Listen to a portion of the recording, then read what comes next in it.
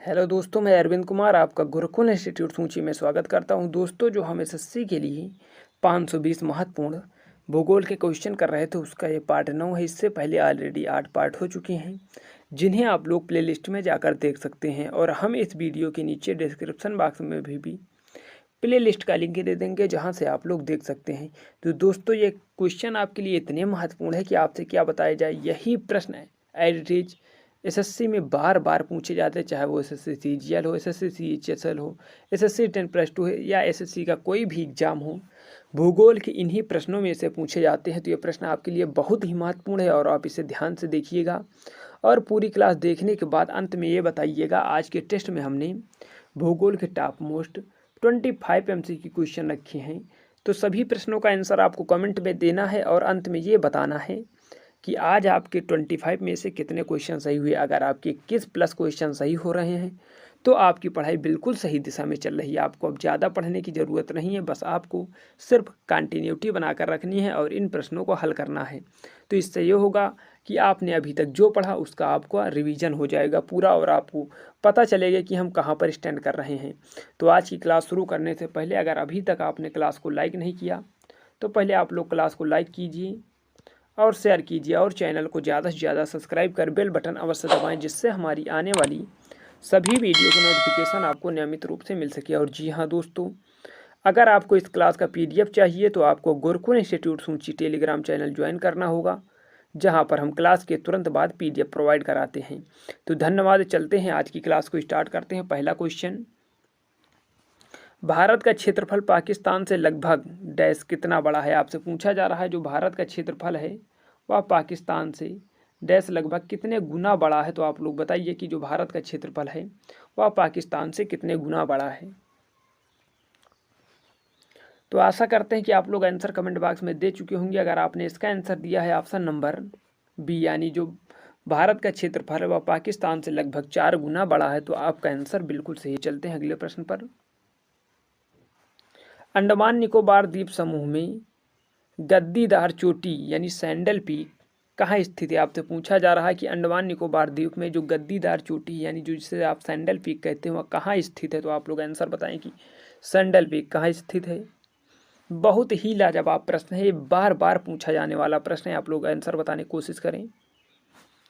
अगर आपने इस प्रश्न का आंसर दिया है क्या ऑप्शन नंबर डी, जो उत्तरी अंडमान है यहीं पर सैंडल पीक स्थित है, तो आपका आंसर बिल्कुल सही। चलते हैं अगले प्रश्न की ओर। सबरीमाला निम्नलिखित में से किस राज्य में स्थित। जो सबरीमाला मंदिर है आपसे पूछा जा रहा है वह कहाँ पर स्थित है। तो आप लोग बताइए कि जो सबरीमाला मंदिर है वह कहाँ पर स्थित है। तो आशा करते हैं कि आप लोग आंसर कमेंट बॉक्स में बता चुके होंगे। अगर आपने इसका आंसर दिया है ऑप्शन नंबर सी, जो केरल में जो सबरीमाला मंदिर है वह केरल में स्थित है, तो आपका आंसर बिल्कुल सही। चलते हैं अगले प्रश्न की ओर। भारत में सबसे ऊंची चोटी कौन सी है। आपसे पूछा जा रहा है कि भारत में सबसे ऊंची चोटी कौन सी है। आप लोग आंसर बताएं। बहुत ही आसान प्रश्न है और बार बार पूछा जाने वाला प्रश्न, एसएससी का फेवरेट प्रश्न है। भारत में सबसे ऊंची चोटी कौन सी है। आप लोग आंसर बताएं। अगर आपने इसका आंसर दिया है option number D, K2 गाडविन Austin, जो K2 गाडविन आस्टीन है वह 8611 मीटर ऊंची है। कितनी, अगर आपसे इसकी हाइट पूछी जाए तो 8611 मीटर ऊंची है। ये भारत की सबसे ऊंची चोटी है। चलते हैं अगले प्रश्न की ओर। भारत का क्षेत्रफल पाकिस्तान से कितने गुना बड़ा है। ये रिपीट क्वेश्चन हो गया है, इसके लिए सॉरी चाहते हैं। आप लोग आंसर बताएं कि भारत का क्षेत्रफल पाकिस्तान से लगभग कितने गुना बड़ा है। अगर आप इसका आंसर दे रहे हैं ऑप्शन नंबर बी यानी 4 गुना, तो आपका आंसर बिल्कुल सही है। चलते हैं अगले प्रश्न की ओर। भारत का सबसे ऊंचा पठार कौन सा है। आपसे पूछा जा रहा है कि भारत का सबसे ऊंचा पठार कौन सा है। तो आप लोग आंसर बताएं कि भारत का सबसे ऊंचा पठार कौन सा है। तो आशा करते हैं कि आप लोग आंसर कमेंट बॉक्स में दे रहे होंगे। अगर आपने इसका आंसर दिया है ऑप्शन नंबर सी, जो लद्दाख है वह भारत का सबसे ऊंचा पठार है। क्या, जो लद्दाख है वह भारत का सबसे ऊंचा पठार है। चलते हैं अगले प्रश्न की ओर।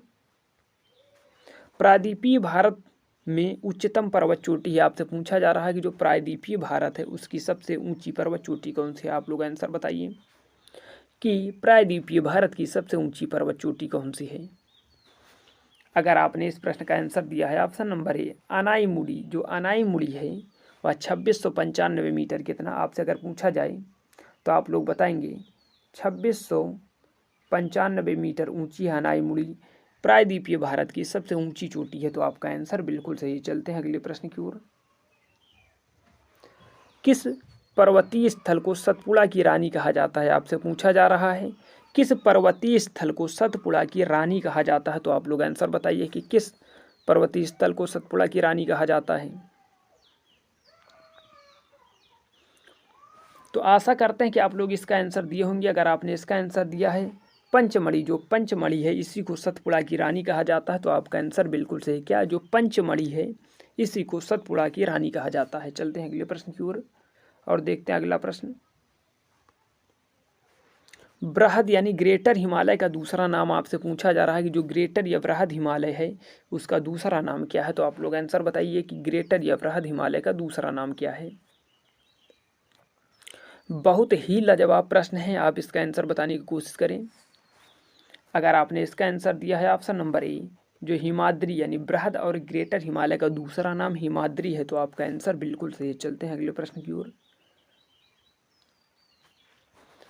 संघ राज्य क्षेत्र पौंडचेरी को आपसे पूछा जा रहा है कि संघ राज्य क्षेत्र पौंडचेरी की डैश के साथ साझी सीमा नहीं है। आपसे पूछा जा रहा है कि जो पौंडचेरी है उसकी सीमा किसके साथ नहीं लगती। आसान शब्दों में आपसे पूछा जा रहा है कि जो पौंडचेरी है उसकी सीमा किसके साथ में नहीं लगती है, तो आप लोग आंसर बताइए। अगर आपने इस प्रश्न का आंसर दिया है ऑप्शन नंबर सी जो कर्नाटक है उसके साथ पौंडचेरी की सीमा नहीं लगती है, तो आपका आंसर बिल्कुल सही है। चलते हैं अगले प्रश्न की ओर और अगला प्रश्न देखते हैं क्या कहता है। निम्न में से किसको यंग फोल्ड माउंटेन कहा जाता है। आपसे पूछा जा रहा है कि जो आपको ऑप्शन में दिए गए हैं इनमें से किसे यंग फोल्ड माउंटेज कहा जाता है, तो आप लोग बताइए कि किसे यंग फोल्ड माउंटेज कहा जाता है। अगर आपने इस प्रश्न का आंसर दिया है ऑप्शन नंबर सी जो हिमालय है इसी को यंग फोल्ड माउंटेन कहा जाता है, तो आपका आंसर बिल्कुल सही है। चलते हैं अगले प्रश्न की ओर। भारत का कौन सा संघ शासित प्रदेश ऐसा है जिसमें 4 जिले हैं किंतु उसके किसी भी जिले की सीमा उसके किसी अन्य जिले की सीमा से नहीं मिलती है। बहुत ही लाजवाब प्रश्न है, आप लोग इसका आंसर बताने की कोशिश करें कि भारत का ऐसा कौन सा संघ शासित या केंद्र शासित प्रदेश है जिसमें 4 जिले हैं और एक जिले की सीमा दूसरे जिले को स्पर्श नहीं करती। बहुत ही बेहतरीन प्रश्न है, अगर आप इसका आंसर बता लेंगे कि तो आपका इंडियन जीके बहुत ही मजबूत है। आप लोग इसका आंसर बताने की कोशिश करें। अगर आपने इसका आंसर दिया है ऑप्शन नंबर ए जो पांडिचेरी है उसमें 4 जिले हैं कराईकल, यमन, माहे और पांडिचेरी, इनकी सीमा एक दूसरे से नहीं मिलती है, ये अलग अलग राज्यों में है। तो आप लोग इसका आंसर अगर ए दिया है तो आपका आंसर बिल्कुल सही। चलते हैं अगले प्रश्न की ओर। हिमालय की सबसे पूर्वी चोटी कौन सी है। आपसे पूछा जा रहा है कि जो हिमालय की सबसे पूर्वी चोटी है वह कौन सी है, तो आप लोग आंसर बताएं कि हिमालय की सबसे पूर्वी चोटी कौन सी है। बहुत ही लाजवाब प्रश्न है, अगर आप इसका आंसर दे रहे हैं ऑप्शन नंबर ए जो नामचा पर्वत है अरुणाचल प्रदेश में, यही से हिमालय एक टर्न मोड़ लेता है जिसे हेयर पिन मोड़ भी कहा जाता है नामचा पर्वत से। तो चलते हैं अगला प्रश्न देखते हैं। भारत में सबसे ऊंचा पठार कौन सा है। आपसे पूछा जा रहा है कि जो भारत में सबसे ऊंचा पठार कौन सा है, तो आप लोग आंसर बताएं। ये रिपीट प्रश्न हो गया है, आज कुछ प्रश्न रिपीट हो गए हैं, उसके लिए सॉरी चाहते हैं। अगर आप इसका आंसर दे रहे हैं ऑप्शन नंबर सी लद्दाख, जो लद्दाख है वह भारत में सबसे ऊंचा पठार है, तो आपका आंसर बिल्कुल सही है। चलते हैं अगले प्रश्न की ओर और देखते हैं अगला प्रश्न। भारत के 2 सबसे अधिक समृद्ध पारिस्थितिकी कटिबंध यानी इको जोन है। आपसे पूछा जा रहा है कि भारत के 2 सबसे अधिक समृद्ध पारिस्थितिकी कटिबंध इको जोन है। आप लोग बताइए कि सबसे समृद्ध कौन से इको जोन है। अगर आपने इसका आंसर दिया है ऑप्शन नंबर सी जो है हिमालय और पश्चिमी घाट, ये सबसे समृद्ध इको जोन या पारिस्थितिकी कटिबंध है, तो आपका आंसर बिल्कुल सही है। चलते हैं अगले प्रश्न की ओर। भारत का संपूर्ण क्षेत्रफल कितना है, आप लोग बताइए। कि भारत का संपूर्ण क्षेत्रफल कितना है।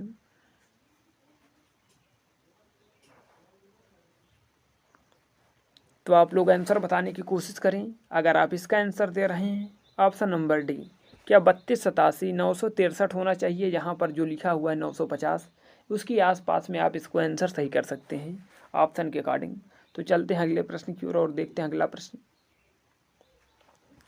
निम्नलिखित में से कौन सा भारत का सबसे बड़ा जीवमंडल संरक्षित है। आपसे पूछा जा रहा है कि निम्नलिखित में से जो आपको ऑप्शन दिए गए इनमें से कौन सा भारत का सबसे बड़ा जीवमंडल यानी संरक्षित है। तो आप लोग बताइए कि सबसे बड़ा जीवमंडल संरक्षित कौन सा है।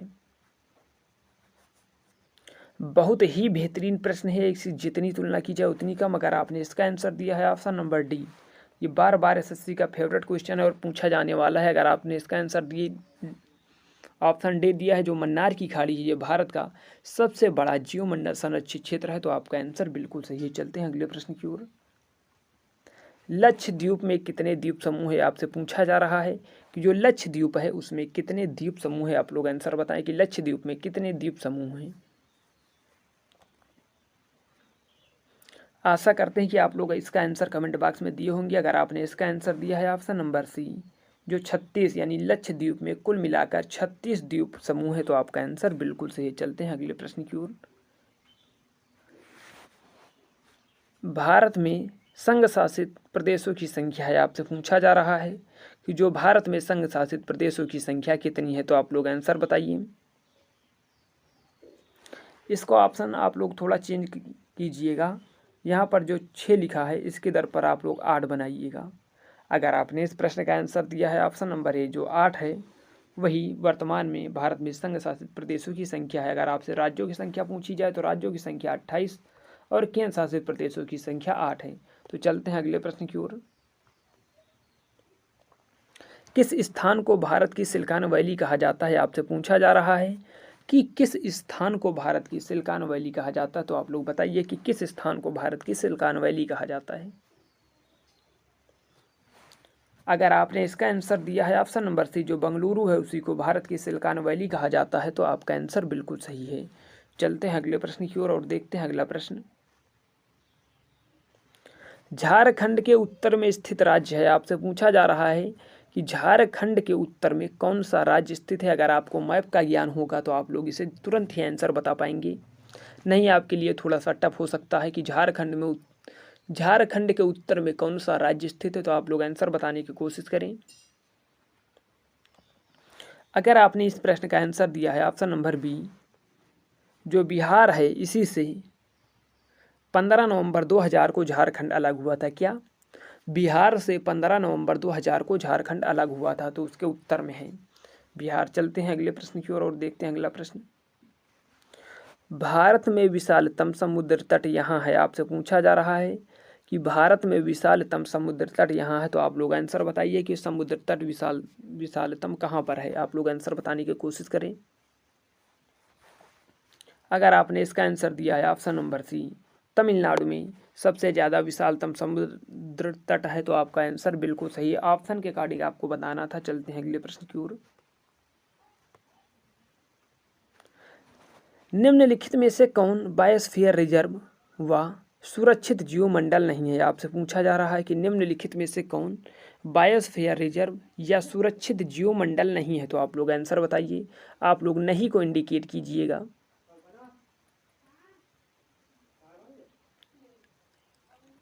अगर आपने इसका आंसर दिया है ऑप्शन नंबर डी, काजीरंगा, तो आपका आंसर बिल्कुल सही है। चलते हैं अगले प्रश्न की ओर और देखते हैं अगला प्रश्न।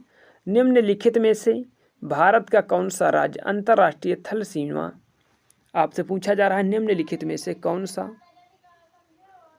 भारत का कौन सा राज्य अंतर्राष्ट्रीय थल सीमा साझा नहीं करता है। तो आप लोग बताइए कि कौन सा ऐसा राज्य जो अंतर्राष्ट्रीय थल सीमा साझा नहीं करता है।